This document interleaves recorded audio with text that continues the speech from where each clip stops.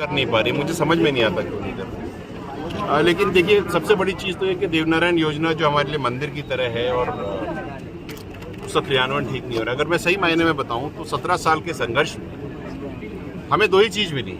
सबसे पहले तो 5% आरक्षण जो 2019 में मिला, और देवनारायण योजना जो करीब 10 साल तक 5% आरक्षण में आज की तारीख में मिला तो 5% है, लेकिन अगर उसका एग्जीक्यूशन देखो तो राजस्थान स्तर पे मिला 5%, लेकिन उसका एग्जीक्यूशन क्या है कि डिस्ट्रिक्ट और सब में बढ़ करके रोस्टर सिस्टम के तहत हमें 5% मिलता ही नहीं, कहीं 1% मिलता है, कभी 2%, कभी मिलता ही नहीं कहीं नौकरी।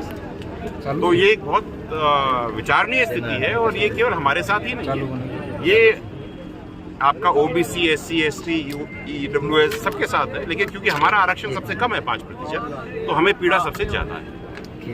रही बात देवनारायण योजना की, तो मैंने आपको जैसे बताया, ना तो स्कूटियां मिल रही हैं, ना स्कॉलरशिप मिल रही है। करीब 250 करोड़ का एनुअल बजट है, जिसमें से करीब 70% यूज होता है, 30% लैप्स हो जाता है। वो लैप्स ही हो जाता है, वो जाता कहाँ है समझ में नहीं।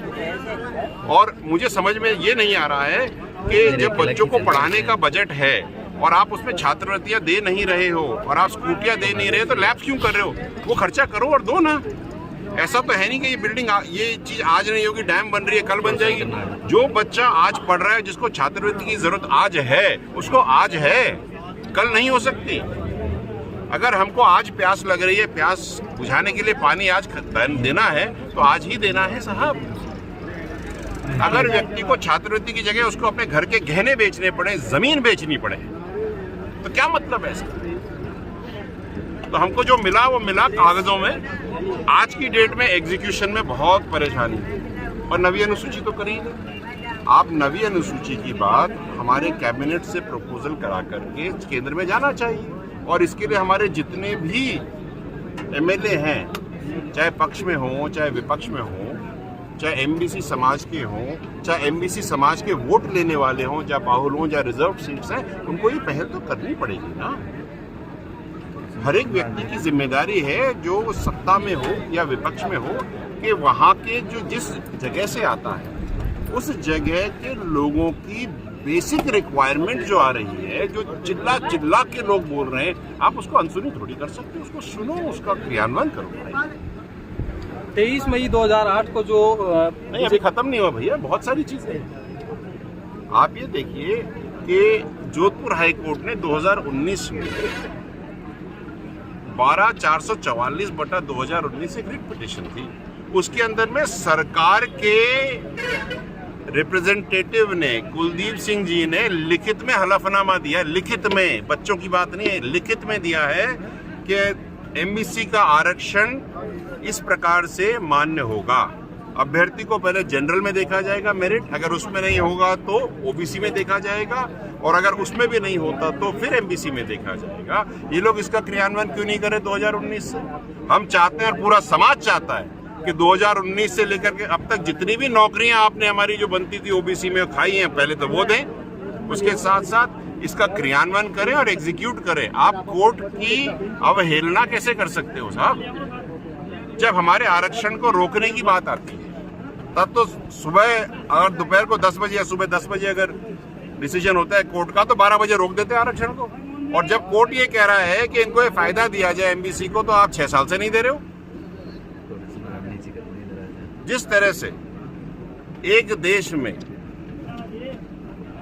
दो निशान नहीं हो सकते, उसी प्रकार कोर्ट का एमबीसी के साथ जो रिश्ता है और जिस तरह से उसको ट्रीट करता है, वो अलग अलग नहीं हो सकता।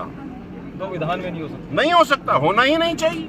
और कोर्ट है, सर्वमान्य है, इसके ऊपर तो कुछ भी नहीं है। अगर कोर्ट की ही बात आप नहीं मानोगे तो फिर किसकी मानोगे साहब? समाज में बहुत पीड़ा है, बहुत गुस्सा है, क्रोध है, क्रोध। और इसका निवारण मैं तो आपके माध्यम से ये चाहता हूं कि माननीय मुख्यमंत्री जी, जो हमारे ही क्षेत्र से आते हैं, भजन लाल जी, और वो हमारे ही समाज के परिवेश में पले बड़े हैं, उनको हमारी पीड़ा उनसे ज्यादा मेरे ख्याल से और कोई गैर समाज का जान ही नहीं सकता। जब उनको हमारी पीड़ा पता है, जो हमारे घरों में आकर के उन्होंने बचपन से भोजन किया है, खेले खाए हैं, तो हमारी पीड़ा भी तो समझिए, निवारण भी तो करिए। अगर हम अपनों से ही बात नहीं करेंगे तो परायों से बात करके क्या हमें मिलेगा साहब? घर के रिश्ते निभाइए साहब। मैं तो ये निवेदन कर रहा हूँ, पूरा समाज आपको आशा की निगाहों से देख रहा है और ये भी देख रहा है कि आप कुछ करेंगे।